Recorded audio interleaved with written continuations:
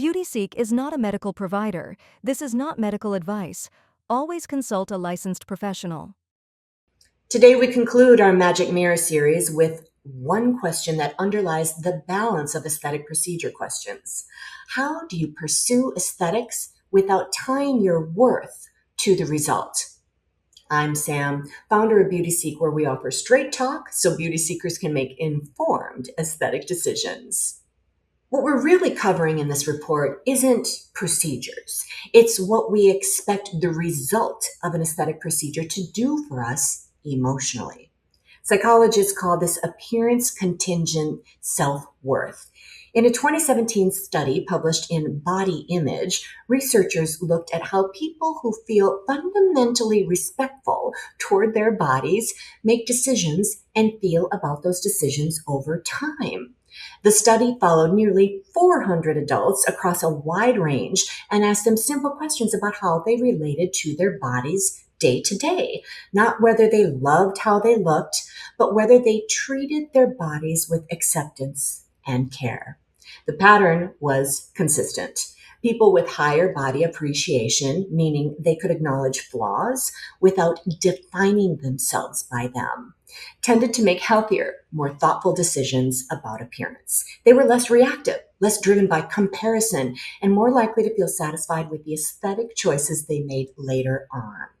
Those with low body appreciation were more likely to feel pressure, anxiety, and lingering dissatisfaction, even after making the changes. The difference wasn't whether change occurred, it was whether worth was placed on the outcome.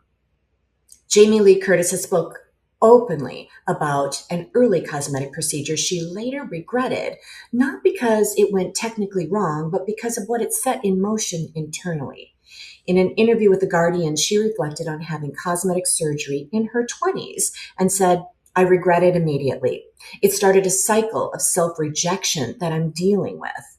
What stands out in her statement is that the regret wasn't about vanity or medicine. It was about tying her sense of self-worth to changing how she looked. Looking back, Curtis framed the experience as a turning point that taught her something lasting. When appearance becomes a solution to self-worth, relief is short-lived. Her story echoes what research now shows: aesthetic change can't carry the emotional weight of self-acceptance on its own. This concludes the Magic Mirror series. Across the series, one message has stayed consistent.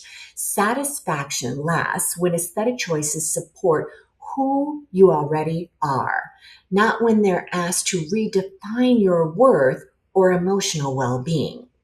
With a stable sense of self, even ongoing aesthetic decisions can fit comfortably without pressure into your life. And at their best, aesthetic choices reinforce confidence rather than carry it. If you're open to sharing your story about an aesthetic procedure or treatment, comment, share story. We may interview for an upcoming episode right here on BeautySeek.